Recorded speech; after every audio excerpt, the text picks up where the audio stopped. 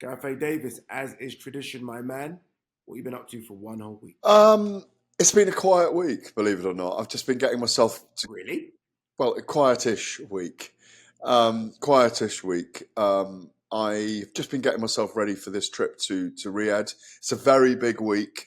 All events are from about 7 p.m. UK time, 9 p.m. Saudi Arabian time, and I know that we're going to be working till midnight most days. So I just kept my powder dry in the last week. Watched all the things that are going on in boxing. There's a lot of things ironing out at the moment. I swam 2.5 miles, half a mile a day for 5 days. So I'm like you at the moment. I'm a lean, mean robot machine. No, I think you're a lot leaner than me. Gareth had his top off before the podcast started. I saw he's lean, he's ripped, he's ready to go. But yeah, like yourself, I got into Riyadh yesterday, and as you say, everything here starts about 9 o'clock on air, off air, midnight. So just getting ready for that because that is obviously very, very different. We're not used to that. So looking forward to it. Looking forward to the main event. Spoke to a few fighters yesterday. They're all ready. All of them seem ready. Really, really can't wait for Fraser Clark, Fabio Wardley. If I had to pick one, obviously the main event speaks for itself. But speaking to Fabio and Fraser, those two boys are up for it as well. Like really up for it, really game.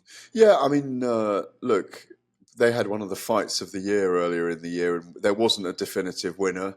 Both men could have taken a lot out of that. Fraser Clark was probably the unhappier of the two. The beef is continuing. The grudge is there. The duel, this is the feud, the duel in the desert, in the dust, as far as I see it. The two gladiators throwing down the dust. Well, one of the things I would say to you as well is just overarchingly, I can't believe it's a year since Battle of the Baddest out here with Tyson Fury and Alexander Usyk. The boxing world, sorry, and Ngannou, Battle of the Baddest, when Ngannou shocked the world when he knocked Tyson Fury down in the third round. I just feel like the boxing landscape has changed so much in the last 12 months. Obviously, with Saudi Arabian investment, with Riyadh season, the whole panoply of boxing, our discussions around it are completely different now. Fantasy fights, what can happen next? How long will the investment last? Look at the heavyweight division. And obviously, we're now out here for the light heavyweight division and how that's playing out in the 4 crown, as it is 4 belt contest between two undefeated guys who you don't know is going to win. And I know we're going to discuss it in detail, but just on that, I can't believe it's a year since we had Fury and Ngannou in the opening of the Riyadh season, and boxing opens another Riyadh season, which I think is brilliant for our sport. Yeah, on that, I think we really, really, and I know we say this, but I don't know if people take it in as much as they should. We really need to enjoy Tyson Fury and, to an extent, Anthony Joshua. I say to an extent because I don't know what Anthony Joshua is going to do yet. That Fury and Ngannou Battle of the Baddest felt like Super Bowl, and you can tell the different Riyadh season events when Fury's involved and when AJ involved, as opposed to when they're not involved. Fury is so larger than life, like his press conferences, the grand arrivals. When it's Tyson Fury, he gives you absolutely everything. The energy in the room, it feels like there's 100 more reporters. John Fury around and Shane and everyone's around. It's just so busy. Same with AJ. When AJ's around, it feels so busy as well. And that's not to take away from the other fighters that fight on Riyadh season cards, but we really need to enjoy Fury and AJ because obviously, look, they're both on their way out of the sport. Probably got a year left, max, both of them. And I think not just British sport, but world sport's going to miss them because their events are just colossal. Yeah, there's no question. It's a very good point. Again, what we're looking at here, Anthony Joshua is a commercial juggernaut. He's a massive moving freight train for commerciality in boxing. And as you say, Tyson Fury brings the Tyson Fury show. I really hope that we do get another year and a half out of them as other people are emerging, as Gervonta Davis is emerging more, as Shakur Stevenson is emerging more, as Michael as Moser Talma, as Ben Whittaker, as Nick Ball, maybe. I'm going to keep throwing it out there. Nick Ball against Naoya Inoue. I want to see that fight. There's as more of these emerging stars come through, we almost need that baton to be passed on. We do need to make the most of it. Potentially, from what I'm seeing from Anthony Joshua, even though my wisdom to it is watch the Fury Usyk 2 fight and see where you want to go, and then maybe fight Fury. He could still fight a Wilder, a Dillian White, then a Tyson Fury, if he really wants to. Tyson Fury could have a trilogy with Alexander Usyk and Anthony Joshua. These guys could still be fighting at the end of 2025.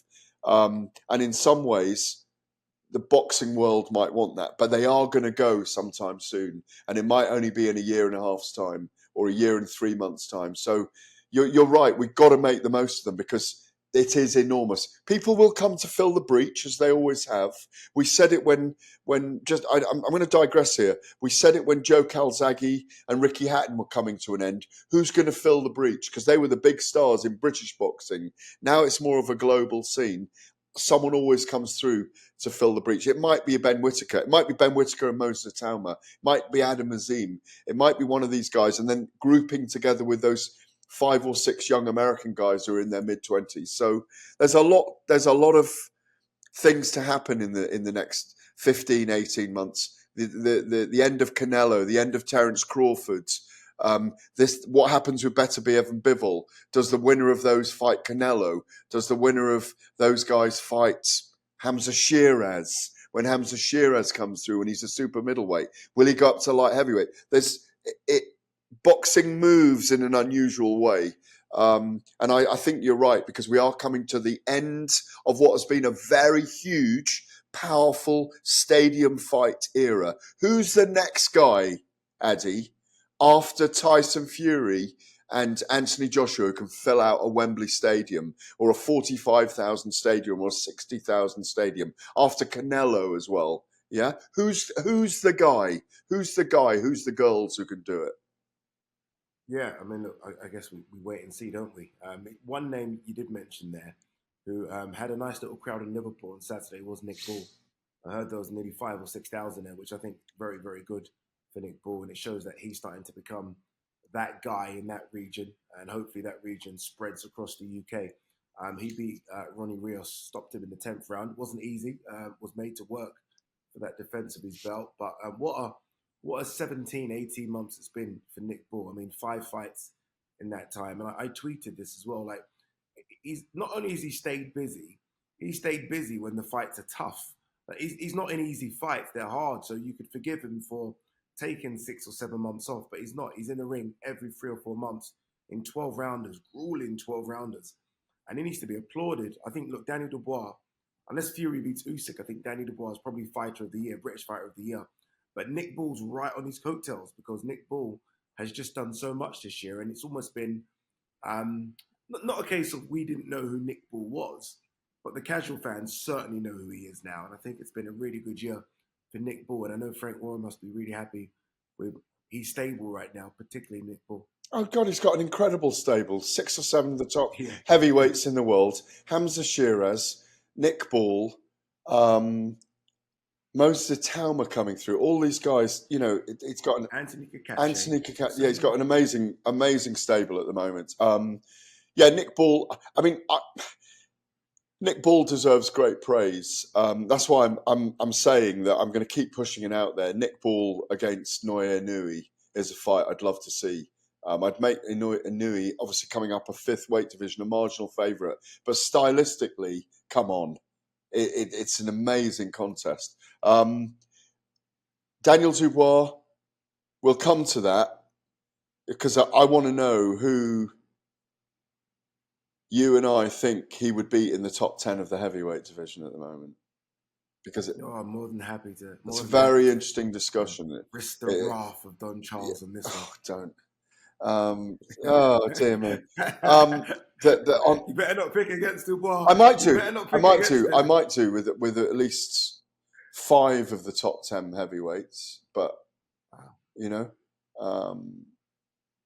Yeah, there's heavyweights out there that will beat him. I don't think he's the number one in the division. Mm. But no, it's a very interesting time.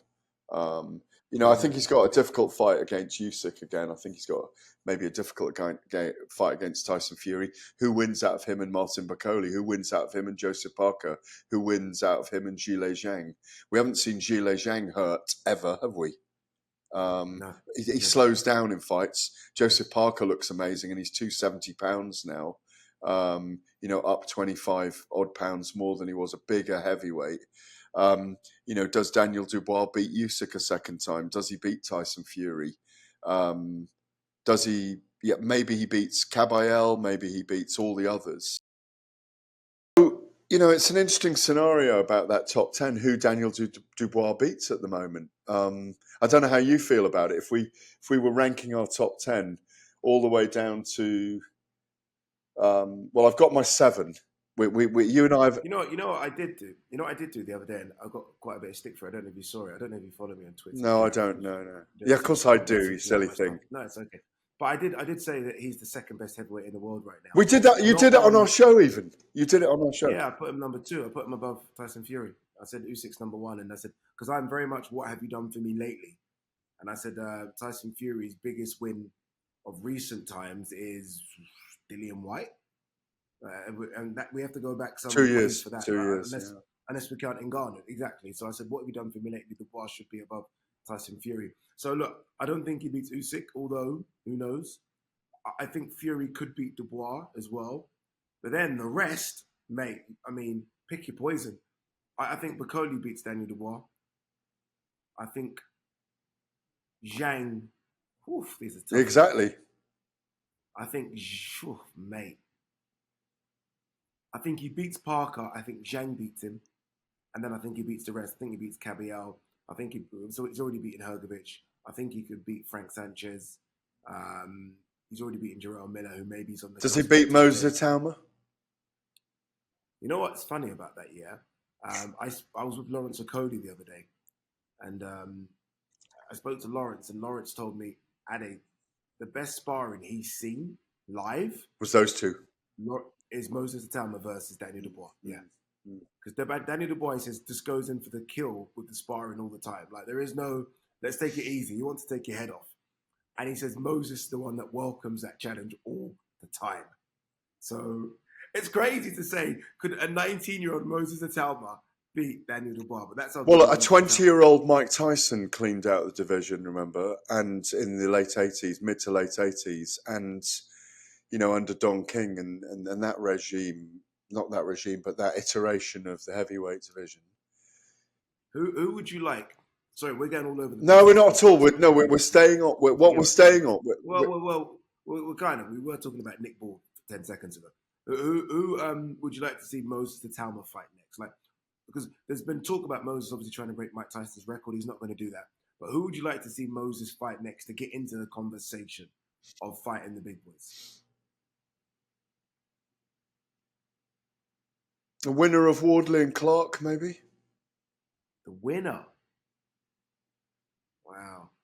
So he's just sitting back, feet up, cigar in mouth, waiting for the winner. If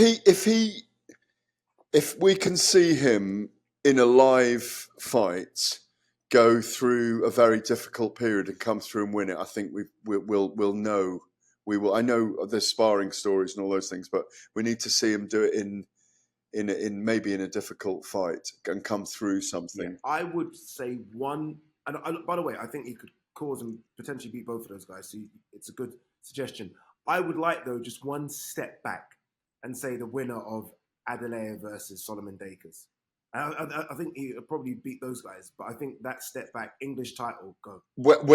We won't digress fully today to go through the top 10 heavyweights in the heavyweight division and who Moses beats and who he doesn't, but I wouldn't go...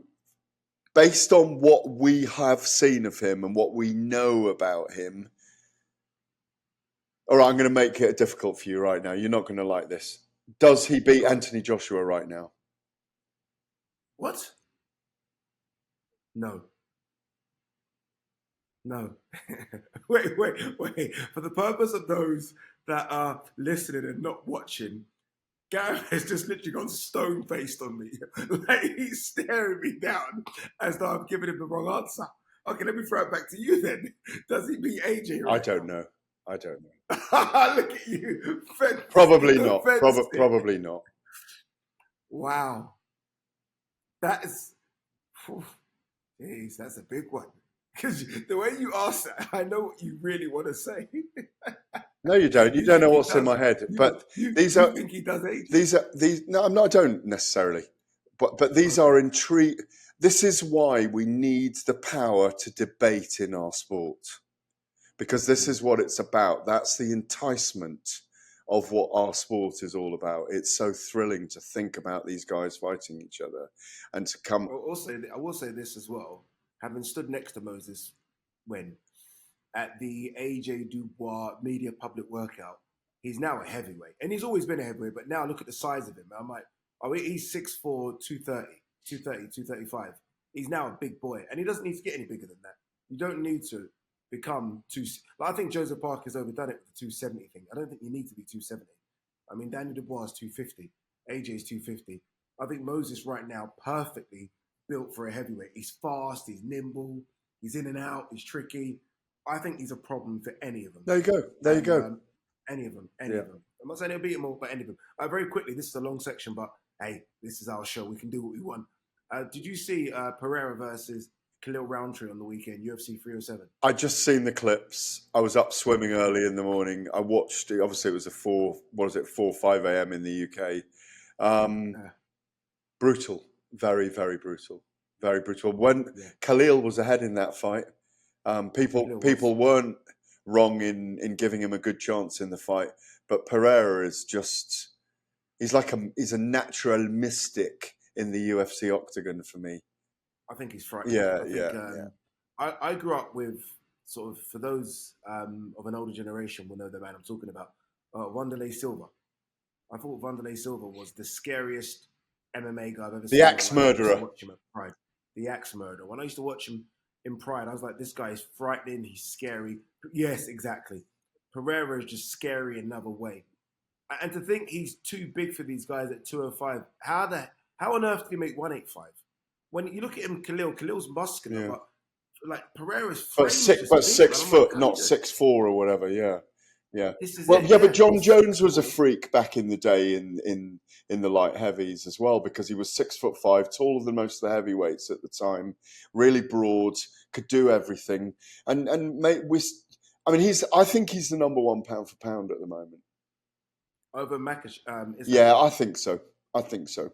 On what he produces every time, you know your eye test on what have you done for me lately? In your what have you done for me lately test, look at him. Look what he's done lately. Yeah, he's done. He's very emotionless when he fights as well, isn't he? He's not a big celebration guy. The arms go up, but it's like he's in not a trance, but it's like he's deeply in a zone, deep zone that he goes into. I thought Khalil was impressive as well, by the way, in that fight. I think it was he won the first 2 rounds for me. And then the third. And then Pereira took over. I was watching the Joe Rogan podcast on that trance thing you was just talking about. And Joe Rogan was on with Israel Adesanya, obviously, who beat Pereira 18 months ago. And he said it almost feels like there's a spirit over him. Because a lot of people have been talking about that with Pereira. He said it felt like there's a spirit over him. But Izzy said that I had my spirit as well. Like, my mum's a prayer warrior. So we kind of fought spirit for spirit. But yeah, I think he's frightening, and good luck to anyone. Even at heavyweight, good luck to anyone fighting him next. All right, you're listening to Fight Extra on talkSPORT 2. Still to come, we are going to talk of return to the ring for Anthony Yarde and a certain Errol Spence. But up next, we're going to get stuck into the weekend's Riad season card, starting with the main event.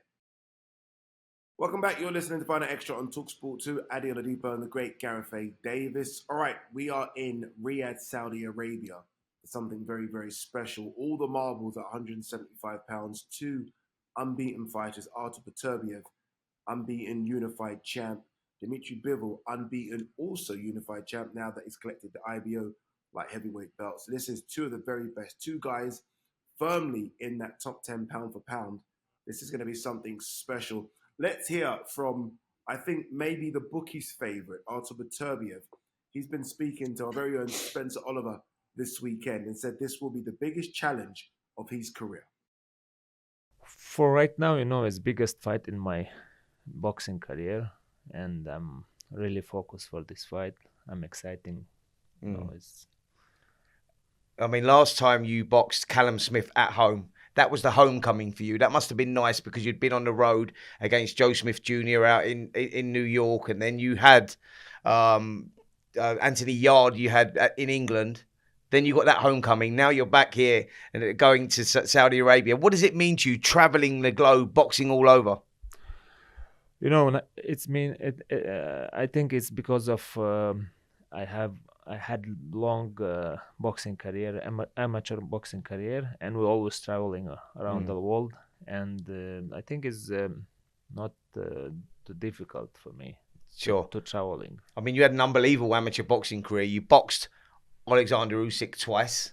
Lost both of those fights, but very close in those fights. He's gone on to achieve amazing things, and so have you. And this Undisputed now, if you win the Undisputed, where would you go? Because you've spent a career at light heavyweight. Would there a possibility of moving up in weight? Everything is possible, but let's talk about this after. All right, let's talk about this after. So let's talk about this one now. How do you beat Dmitry Bivol? We never tell you how we do that. I mean, it's like little secret of our team. But we do some different stuff for preparing for this fight. We'll see. That's interesting that you say that, because you say preparation may be different for this one to others. Dmitry Bivol is the technician. You're the guy with all the power, but you showed against Anthony Yard that you can adjust and you can change things, and your boxing IQ is actually very good as well. So is there a different regime going into this one to box someone like Bivol, who's a technician? Everyone is different. And of course, we prepare exactly for each opponent. It's not means like I do preparation for everyone, same one. But I mean, I push myself, or I do training hard for 100%. It's me. Artur Beterbiev, a man of very few words, but I don't mind that because he gets in the ring and does what he needs to do. Yes, I'd like him to sell the fight a bit more, but he is what he is, and he's not going to change at 39 for anybody. This is a big one, isn't it? Give us the sell, Gareth. This is as big as it gets, isn't it? Well, neither, man. It is. That's why it's called Four Crown. That's why it's opening Riad season as obviously with a very, very fiery undercard, but a trade fight, as we might call it. This is the dark underbelly of boxing going on. Two Russians, two guys who are on the amateur squad together. Beterbiev, go back and watch it, by the way, for Alexander Usyk. At the Olympic Games in London in 2012. It's a terrific fight. Beterbiev is battering the body of Usyk during that Olympic Games bout. Obviously, Usyk went on to win light heavyweight or heavyweight gold in that event. Light heavyweight gold, I think it was. It was an amazing fight. Beterbiev is an extraordinary fighter. Doesn't talk, as you say. He's not given to getting into his opponent. He's all about himself, but weirdly so is Dmitry Bivol. So what you have is literally the irresistible force against the immovable object in this. And it is like two stones, because they're two big giant rocks, because they don't talk to each other. All they're going to do is grow hands on the night and feet and dance around and fight each other. I don't think we're going to see a push or a shove or a smirk or a smile or a dig or anything like that. And we might need the promoters to do that. We might need Chris Eubank to come up with something this week to enliven the press conference. And Fraser Clark and Fabio Wardley will do it. But this is as good a fight as you can find in boxing. 42 fights, I think it is, between them, undefeated. You've got the age of Beterbiev to bring in here. You've got the boxing skills of Bivol. We might have a strange fight here where we go, I should have seen that. And here's the things that I'm seeing that we might see now that we might go, I get it afterwards. Bivol might comprehensively outbox Beterbiev. He might have his number. He might even stop him. I know that's a controversial thing to say, but he might well win on points. Beterbiev may have too much for Dmitry Bivol with his swarming 7 or 8 punch combinations. Bivol may not be able to withstand the firefight that's coming, yet he may be able to withstand the firefight. He may be able to block the firefight with his jab and 1-2, because that is possible in boxing, because he does come in and out and dance, and he's very quick. The age factor is there for Beterbiev. But the point is, Beterbiev is that marginal favourite, as you say, 20 fights, 20 knockouts. 20 fights and 20 knockouts, yeah, against very good opposition. He hasn't had the test that Bivol is going to give him, and Bivol hasn't been beaten up like he might get beaten up in this fight. Beterbiev has been down against Callum Johnson, so he can be knocked down. We've seen him hurt in fights, Anthony Yard, but when he's hurt, he fights more. Bivol looks like he's got it mentally under pressure. There does not look to be a crack in the mental armour of either man. Do I need to tell you more? We are up for an epic, a classic. Is there more to add to that, Mr. Oladipo? I don't think there is, honestly. I think you sold it so well. I think this is an incredible stylistic matchup. Again, you mentioned the fact that these are two guys that were part of the same amateur system in Russia. At the time, Bivol was a junior and Beterbiev was a senior.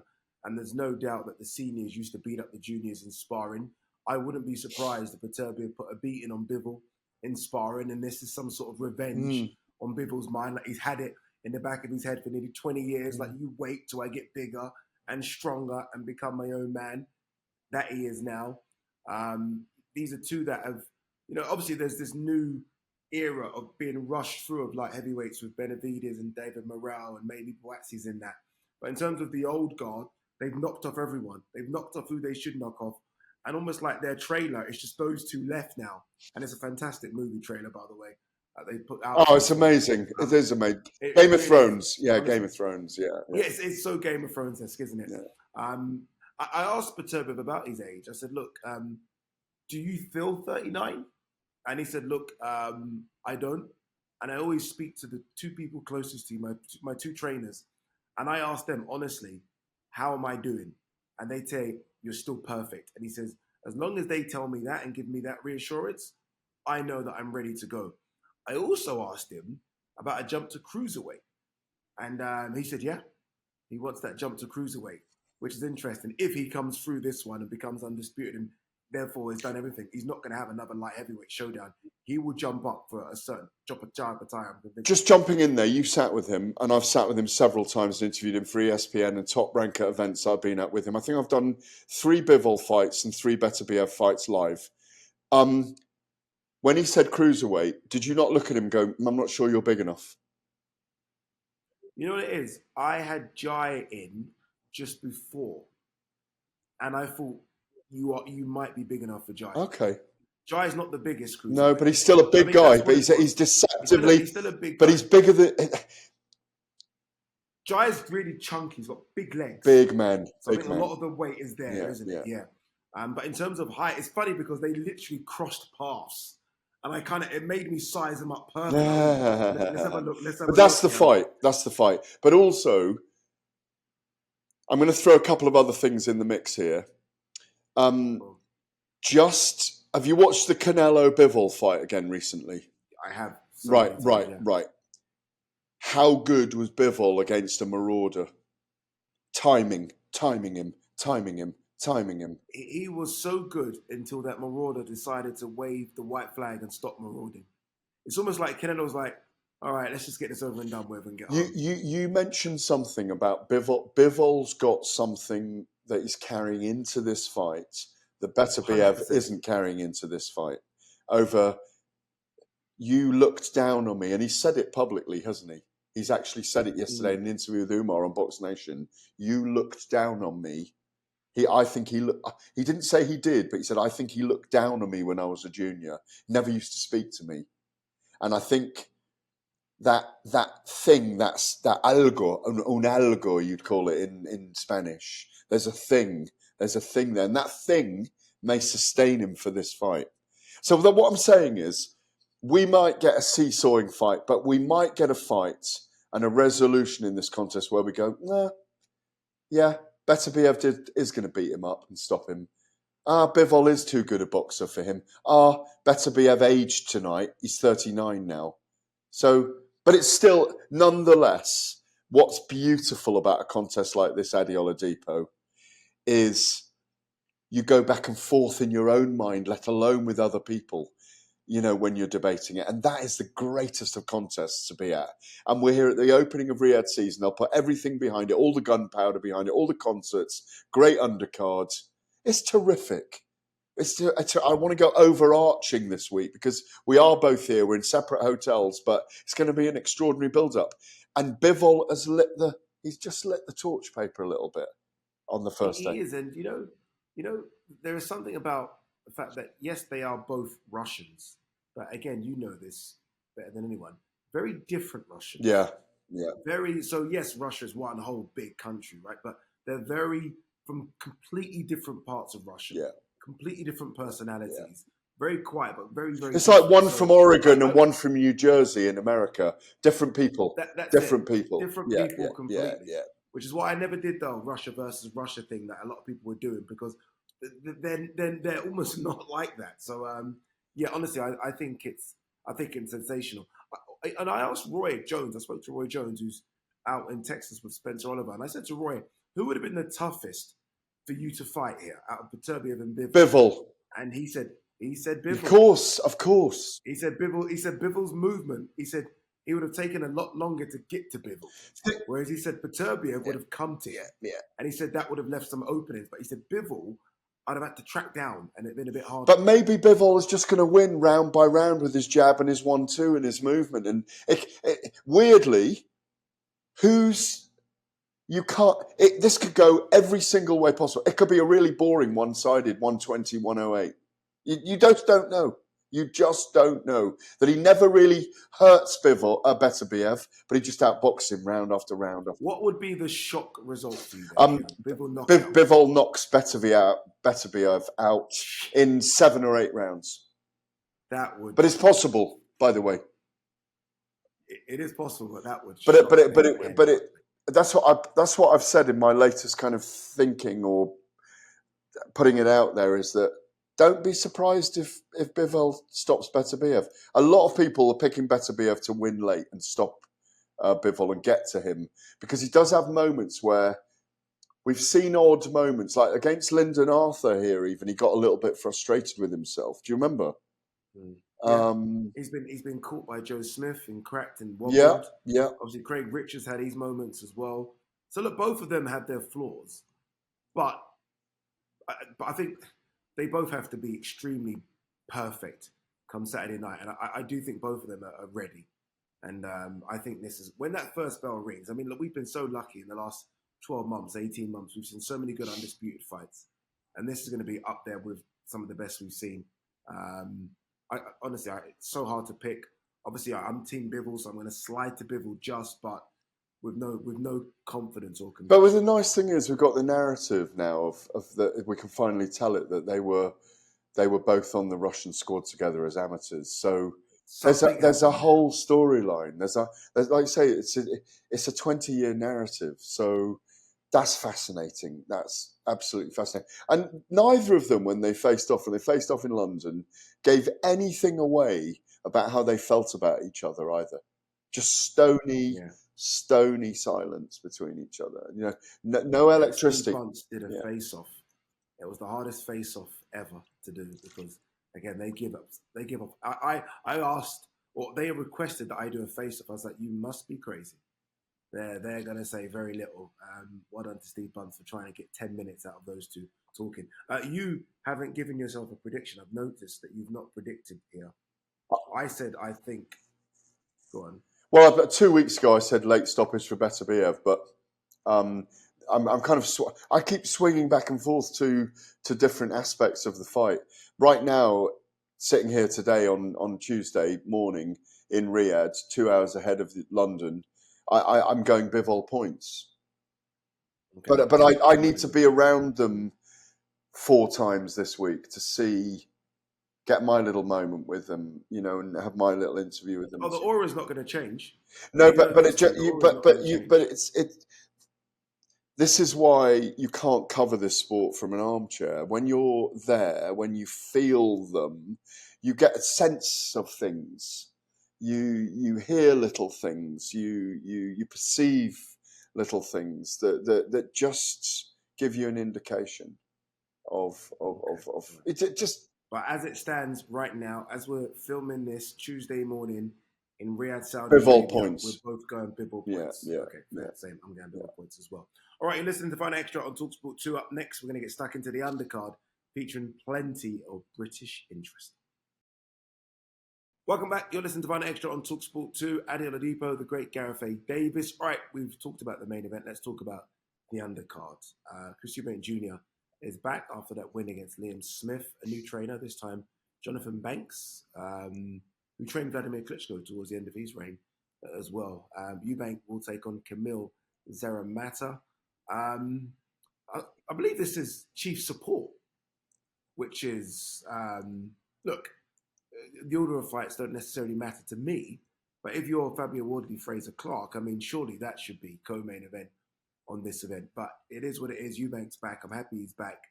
And he needs to get the job done against Kamil Zeramata, who, by the way, was going to retire if he didn't have a fight. So this is Kamil Zeramata's last showing if he doesn't win.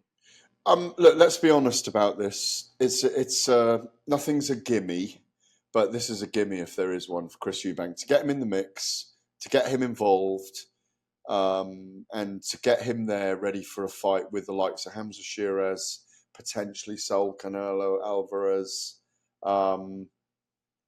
And yeah, I agree with you. I think Fabio Wardley and Fraser Clark should be the fight before. But they're the promoters, not us. It's up to them what order they do it in. Indeed. Go on, let's play this game. We've done quite a lot of playing games on today's show. If Eubank does win, not who you want him to fight next, because I know who I want him to fight next is Hamza Shiraz. Who does he fight next? Hamza Shiraz. You think he fights Hamza? Well, unless Hamza fights a Yanibek Alim Kanuli next, or and he which is Carlos Adames. or Carlos Adames. And Alim Kanuli is a tough fight for him, but it's a brilliant fight. They can put Eubank. Eubank needs to go out and produce something, not a snore fest on Saturday night. He needs to produce something very powerful, and he looks in the mood. And I'm a big advocate of Chris, always have been. I think he's box office. I think he's used the Eubank name incredibly well. He's been under pressure with the Eubank name. He's had a lot of high-profile things happen to him. Obviously, the passing of his brother was enormous. The fact he's often seen with his brother's son now, and he's clearly carrying his roles very, very, very wonderfully. He's got that name. He came up with his dad. I think he's been box office his whole career, and I think this is the time for him to really step out into the light and produce some great performances. I don't have an answer for you on... I think he should fight Canelo. I think him against Canelo would be entertaining. You don't agree, no? No, not at all. No. Do you not think he's got the capabilities to give Canelo a difficult fight? No. You think he gets stopped? No, absolutely. I think Eubank's capable of raising his game. The one big blip is that performance against Liam Smith, that first fight against Liam Smith. But other than that, some people think he disappoints. Other than that, he's looked really good. I thought he looked really good against George Groves, who was clearly a lot bigger than him. Yeah. Beterbiev Saunders was a bit too early in his development. Yeah. Beterbiev Saunders at the time really on it and a good boxer. He could fight Saunders. He could fight Saunders at super middleweight. Ah, come on, stop it. Saunders is 225 pounds. Yeah, I don't see that fight happening. But you're asking. I would like to see him actually. I'd like to see him go for a world title in, I think, his best weight division, which is 160. Yeah, against who? Against who? Alim Kanali or Carlos Adames. Okay, I'll go with that. I'd like to see that. I don't want to see a Lara because Lara's 41. I would like to see him really just So I know he will class the IBO as a world title, and it is a world title, but Mm-hmm. it's out of the 4 big ones, isn't it? Will it be I amazing might if see him just Hamza and go- he had world titles and then fought each other? But Hamza's the fight he's going to have. Yeah, we both didn't mention very quickly. We didn't say Conor Benn. Is that now dead in the water, or? I mean, how many hundreds of times or dozens of times have we talked about it? I just don't. I'm sure resolution is coming. Ben's been out for almost 2 years now, or it's just over 2 years, isn't it? October the 8th. It's tomorrow. It was tomorrow, 2 years ago, that fight. Oh my God. But he has had fights. No, but it's 2 years ago that it was meant to be at the O2 Arena, wasn't it? October the 8th. Yeah. What a mess. What a mess. Oh, that's the, yeah. So, yeah, that fight. But again, it doesn't. I love the names Ben and Eubank coming together for a third time, Eddie. But they are hugely different sizes of men as well. But who knows? Yeah. Who knows? No. I agree. Look, if it were to happen, it would be at 160, and Connor's just not big enough for 160 for me. It's not big enough at all. Fabio Wardley, Fraser Clark, British heavyweight title. It literally is going to be round 13. There's going to be no feel out in this one. Both of these guys are going to try and take each other's heads off. And I having spoken to both, I've tried to drum into the fact that this is more than a British title fight. I think we've seen with Daniel Dubois, like, the winner of this could get into the mix. Like, they could be really in big fights in 2025. Not that this isn't a big fight, because it is, but I mean, they could climb the ladder into that top 15 and potentially top 10, and then you're having really big fights. So a lot on the line for both big men here. A lot on the line. Well, if you take both men, I don't necessarily agree with you on what you just said. If you take both men and you stack them up against the top 10 right now, how many in the top 10 do they beat right now? They're both still developing as fighters. Fabio Wardley has genuine dog in him. Fraser Clark. I don't think either beat a top 10 guy. Right? Yeah, I agree with you on that, and I think they're still. They've got that difficult path to climb from. It's a very important fight for both of them, because they're both at, like you say, at that level where within 2 or 3 fights they could be in that top 10. Yeah. But they need to prove something more. Fraser needs to show that he can destroy and demolish someone and deconstruct them. And if he does that against Fabio, that's a huge leap forward for him. I think he is capable of it.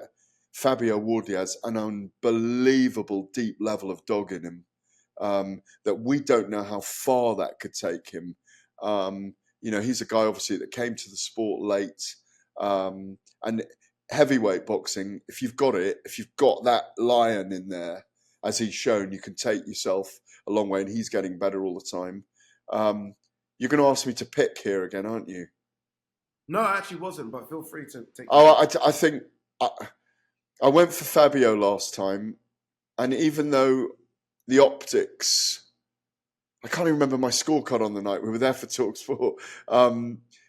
Even though the optics, I think, gave Fabio the fight, I think Fraser Clark may well do it this time on points. Yeah, Fraser's, I guess, with that Team GB background, you feel like he should be able to make the better adjustments going into the second. Adjustments, exactly. But it's good, isn't it? Oh, it's an amazing fight. I wish the best for both men. I hope they're getting enormously well paid.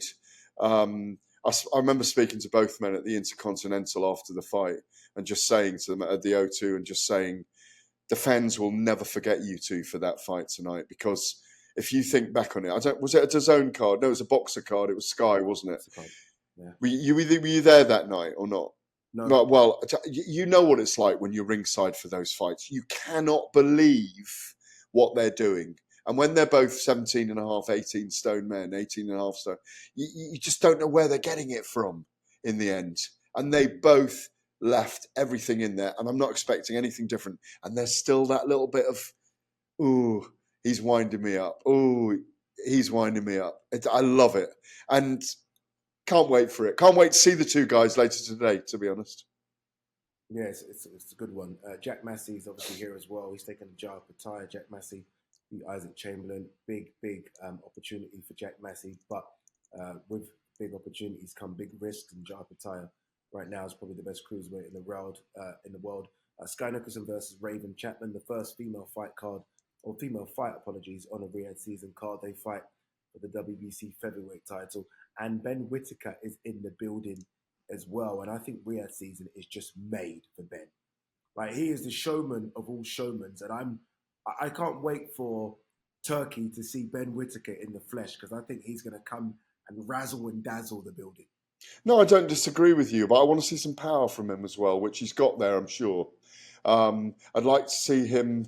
Yeah, he'll do his dance. I mean, he's extraordinary. He's like no one else boxing at the moment, and that's the reason why That's the reason why he's seen as a superstar, even early in his career. It's why he dazzles, like you say. And I'm sure he's one of those guys that lights up on the big stage, and this stage is perfect for him. You know, you said you want to see some power, and I couldn't agree more. Do fighters just have it, though? Like, I hope he has it, because that's the one thing, isn't it? It's the one, like, we're like, but does he have that pop to really separate himself from, I don't know, the fringe world level to world level? Does he really carry that power? Like, we always kind of sort of liken him to Nassim because of the movement, but Nassim had that power, as you know. Can you just, are you born with it, or can you get it? Well, he's got timing.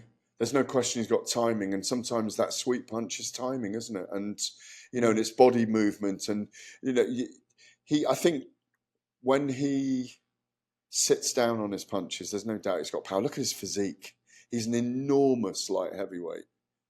Have you seen the size of his dad? Yeah. His dad's enormous. Yeah. So yeah, that's clearly where he gets that size from. Yeah. No, I think he's a very special talent, and he's going to be a superstar. And he may be one of those guys that they throw him in. He's going to be the matador against the bull in really big fights. And we're going to be, and we're going to be watching to see if people can take his head off while he does his dance, and while he pirouettes, and while the referee warns him. And I don't think that's going to change. There's not a British fighter I love more right now than Ben. Yeah, he's got massive star quality. I love the fact that he had 2 cameramen with him yesterday. Yeah, like, he's filming all sorts of stuff, and I like that. Like, you see all these boxers, and there's like 100 like entourage. I'm like, okay, can someone just hold a camera so you can do some behind the scenes stuff for your social media, your YouTube? He's got all that locked down. That's brilliant. Well, look, he's a star, and he's great to see, and he's always, I find him fascinating to speak to and fascinating to be around. I had a chat with his father about the elusive, evasive fighters in history, the Willie Peps and all these guys, the Paezes, and that they know their stuff as well. And it's going to be it's already a fascinating journey. And now he's in the big show, if you like, the beginning of the Riyadh season. He's got, because of what he does, it's got Ben Shalom involved and Boxer involved. So you've got the 3 promoters here from the UK, the 3 main promoters, the 3 broadcasters. We haven't, again, a year ago, Ade, 3 promoters, 3 broadcasters, all working on the same card. It was unheard of almost.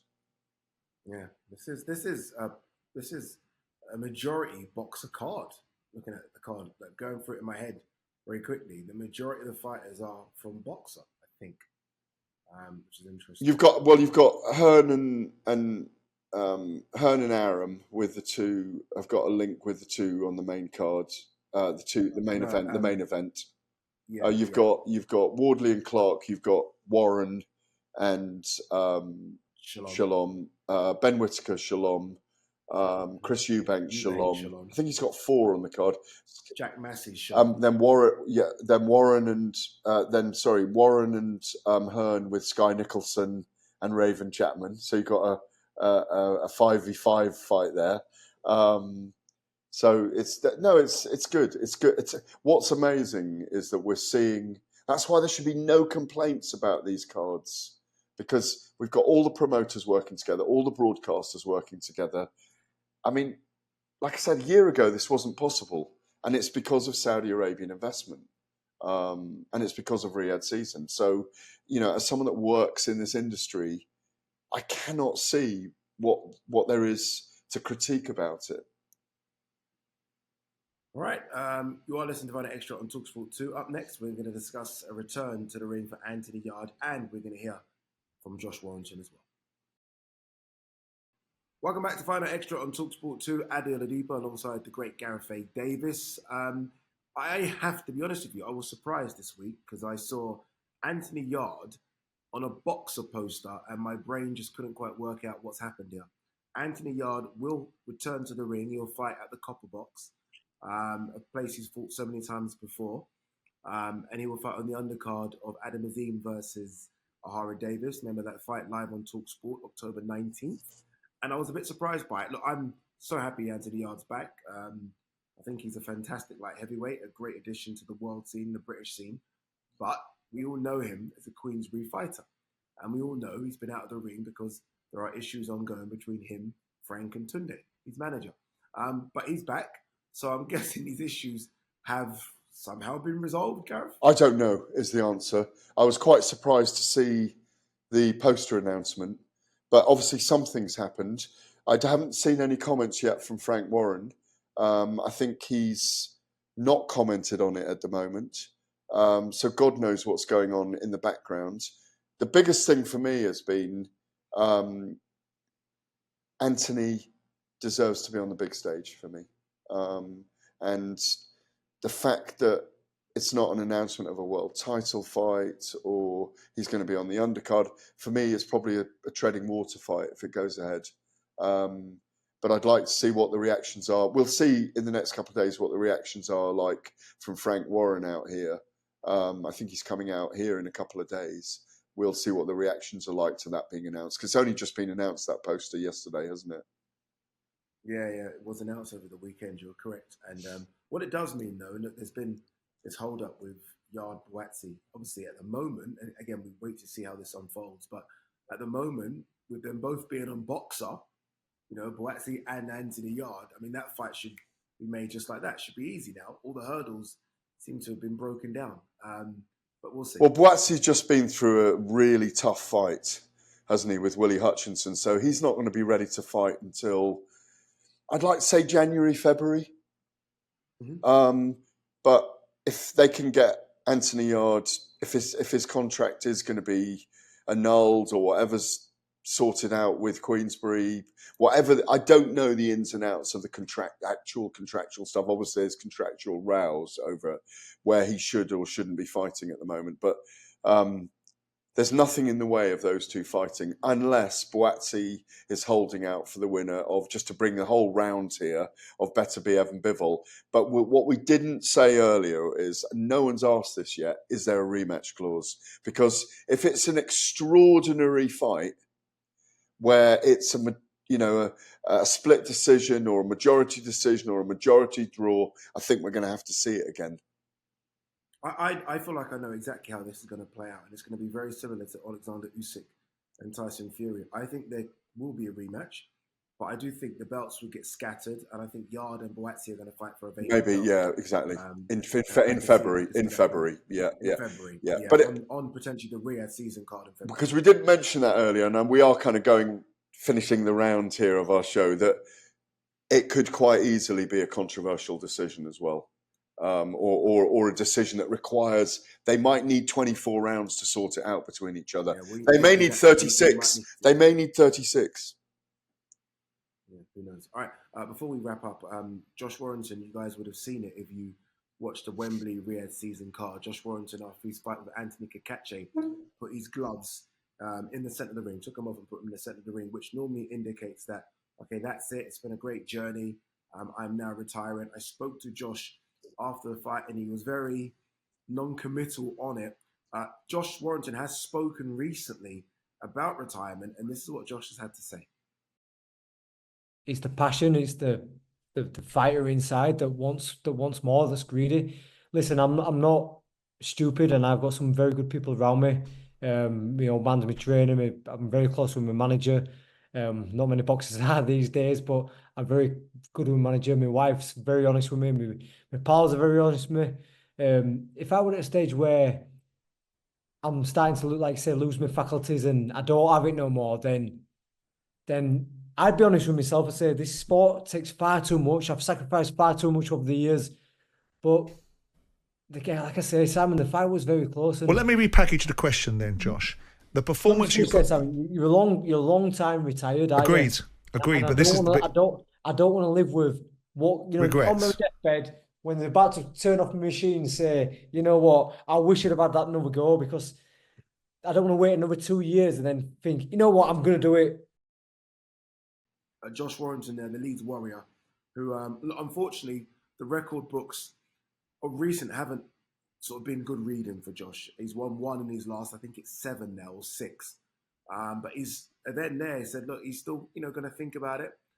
When someone says they're going to think about retiring, doesn't that mean that they should retire, Gareth? Or where are you on that? Look, he's been a brilliant servant to British boxing. We all gave him his epitaph, didn't we, after Wembley on September the 21st? Gloves in the ring. What a great servant to British boxing. But he can't give up the ghost. He loves it too much. And, you know, he gave his all against Anthony Cacace in a very tough fight and made Cacace fight his fight. But there wasn't enough there for him. I think he loved the fight week. It was great to be around him. He was one of the guys with the greatest amount of energy, the bowler hat on during the week. He dressed up beautifully. Sean O'Hagan, his father there, who's lost 8 stone. They were joyous around fight week, weren't they? It was a pleasure to be around them. And I'm not sure he wants to give it up. It's up to him. But I thought he'd retired as well. But he's probably gone home and said to the twins and to his beautiful wife, do you know what? I'm not sure that I'm actually ready yet. There's more life in this old dog. Maybe he goes again. Maybe it's the money. You know, he's starting his own promotional business. He's going to train people with his father. Look, we don't want Josh to disappear anywhere, but we don't want him to get hurt in a fight as well. He wasn't the other night, but there was plenty of dog in him in that fight there, wasn't there? Yeah, there's plenty of dog and a weight class higher against a killer and Cacace. Yeah. So maybe he does, you know, go back home, watch the tape, and think, you know, I wasn't as bad as I thought. And maybe, you know, he wasn't bad at all. He wasn't bad at all. You know, I don't think so. He's been calling out for Lee Wood again. Lee Wood can't get a fight at the moment. Lee Wood. There we go then. Yeah, he's a free agent, Lee Wood. So maybe there's an opportunity for them to kind of get it on sometime next year. We'll see. Get thyself to the gym. What? Get thyself to the gym. Okay. Have you been already or not? No. I know what you're like. You need that session when we're working hard every day. That's the only reason I say it. Because you're happy. I've seen you in the gym. You work your nuts off for 90 minutes. I've seen you. Yeah, more 2 hours. Actually. There we go. 2 hours of grind coming up. All right, you've been listening to Fight Extra on talkSPORT 2. I am off to the gym. Remember, if you've missed any of the show, you can listen to it as a podcast. Find it under the Fight Night banner on the talkSPORT app or wherever you get your podcast from. We're going to be back next week. On AM, on DAB, via the talkSPORT app and on your smart speaker. talkSPORT.